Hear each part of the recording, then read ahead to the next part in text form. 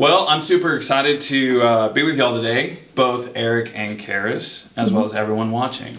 This is New Home, Same Address, where we have the honor and privilege to discuss together the ins and outs, ups and downs of bathroom and kitchen remodeling. I'm your hostess with the mostest, Justin Hearn, and of course, it could be no other than Karis. How are you this morning? I'm good. So, glad to be here.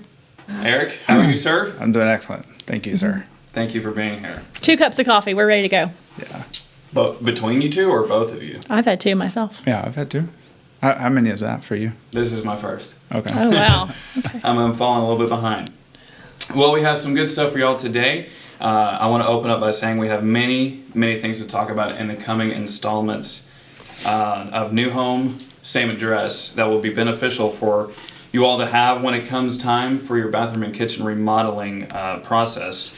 It's our goal here to keep you informed about the processes that a renovation like this takes, design ideas. We'll also be discussing frequently asked questions, and would love to hear about your concerns and experiences when it comes to the remodeling process in the comment section, of course. It's our mission to help, inform, and stay on top of what, where, how, and why in the sphere or realm of home renovation takes place in, that you yourself might find yourself in someday. Yeah. So, well, let's dive right on into it, shall we? Let's do it. When it comes with any big renovations, a good chunk of that time will have to take place in order to finish the project from start to finish. And I know Karis and Eric, you both have experience in actually going through the remodeling process, both kitchen, bathroom, and just overall home. So I want to hear your thoughts on how to survive a kitchen remodel from start to finish. Maybe how to survive and thrive. Survive and thrive? It'd be great if you could thrive at the same time. That'd be ideal. It would be ideal. I mean, first of all, how much pizza can you eat? We get really tired of pizza after a while with our kitchen remodel.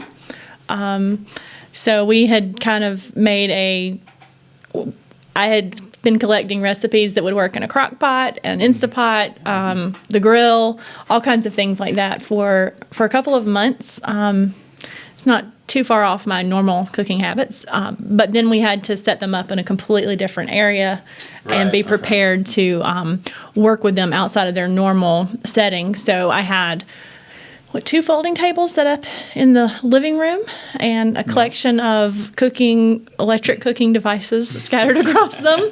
And then we, of course, still had our refrigerator available. And occasionally we could plug in the stove, depending on where we were in the remodeling process. Okay. So we did that a lot. And then we would wash dishes in our laundry sink because that was the closest sink available.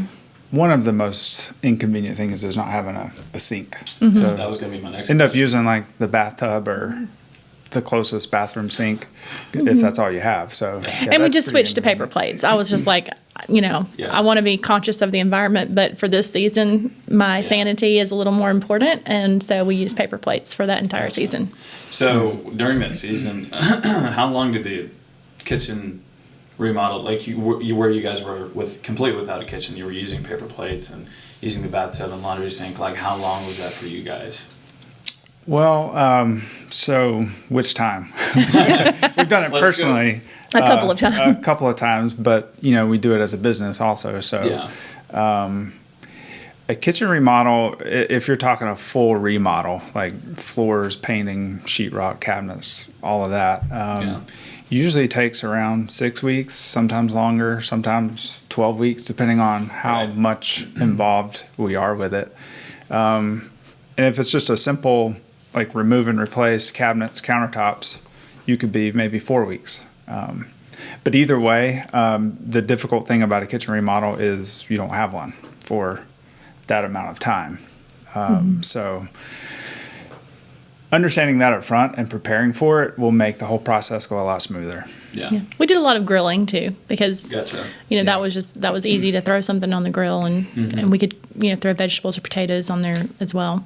So we did that a lot, and Yeah, a lot of pizza, way more pizza than I ever wanted to eat. Yeah, and it's kind of what you make of it. Like if you are already planning, like we're not going to have this kitchen for 6, 8, 10 weeks, whatever it's going to be.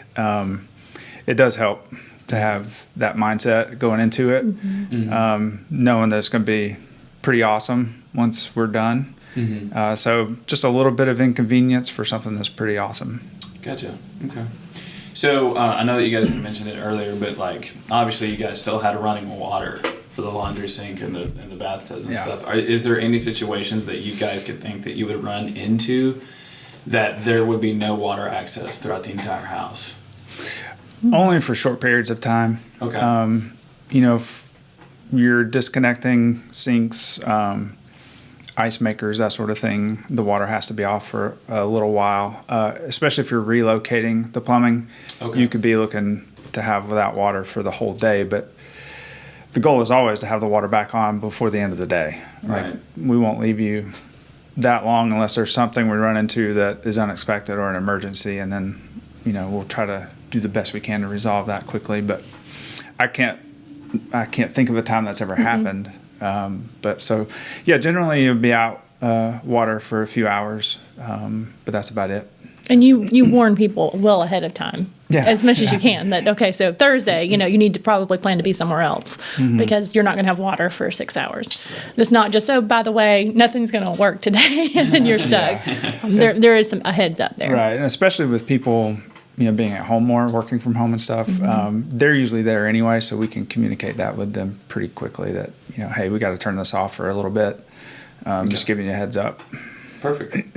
So during the process, you guys have already kind of foreshadowed it, I suppose, but should say if I was going through a remodel, or someone else was, and this process is huge, would you guys expect me at any point to leave the property or like not be present within my own home? Like, let's say I work from home, something like that. Would I have to leave at any point in time?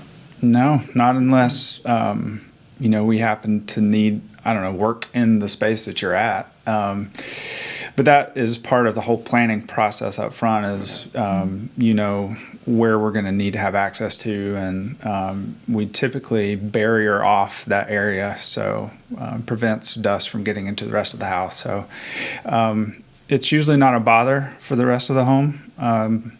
Again, it depends on how much we're doing there. So most of our clients, and we ourselves live straight through the remodel. It is inconvenient, but you can do it for sure. Gotcha. The noise level might be a problem if you need a lot of quiet. That could come into play more than the actual physical proximity to the remodeling. But that would be something we would have to talk about and just kind of figure out if today's going to be extra loud or not, and then make plans. Awareness also of pets or young children, like just knowing or letting us know what we should do to prepare for that. Because we do it all the time with indoor pets. They put gates up where they can't get into where we're working for their safety. Not necessarily, we don't necessarily mind, but it's more for how can we accommodate your lifestyle and it not affect too negatively how you normally go about your life. Okay, perfect. Well, that's pretty good. Pretty good advice. We're still alive. Yeah. We made it. We have a beautiful kitchen now. Our kids didn't starve. We didn't starve. Yeah, and most people understand the struggle of. I think most of us are kind of habit-forming people. Like we get into routines, and that is usually the most inconvenient thing. Like, where am I going to put my coffee maker? So that's pretty important. Where's my refrigerator going to be so I can get to it easily? And we help with that process the best we can, but it does help for you to think through what you normally do every day, what your schedule is, like when you leave the house, that sort of thing, so we can coordinate where we need to park, how we need to get into the house, that sort of thing. So. Gotcha. So you would consider yourself, from the eagle-eyed view of Ozark Kitchens and Baths business, very accommodating with any remodel, but specifically kitchens when it comes to rearranging all of the appliances and the stuff like that. Yeah, remodeling is very different from new construction. So it's very much a kind of a team approach, because you have crews in your house, and so we're trying to work together the best we can to get it done as quick as possible without impacting your family and your lifestyle as little as possible. Right. So Yeah. it does point. take some coordination and some forethought as far as that goes, for sure. Gotcha. Anything else to add? Nope, that's about as much as. There's not a whole lot of advice for just being. It's going to be inconvenient, but you can make plans and you can work around it. Right. Yeah. I think It's a matter of planning. That's fair enough. So, yeah, I think we made a lot of good ground today. I think just to recap, we got we'll most likely have water. Yes, you will have water. We'll have water. Can confirm. Yes. Very important. Maybe at the most a couple hours without it. We also have some appliance ideas and cooking ideas, which is crock pot, grilling outside. Yeah, staging area for that kind of stuff. Yes, exactly. Leaving your hot pockets in the driveway to heat up. That way they're ready by dinner time. Yes, that works well in the Frozen summer. food. And then, we just have some good, helpful hints and tricks and your personal experiences. So, Absolutely. if you guys have any other experiences or comments or even questions about this, please leave your comments in that section. Give the video a thumbs up, and we'll talk to you in the next one. Yeah, thanks.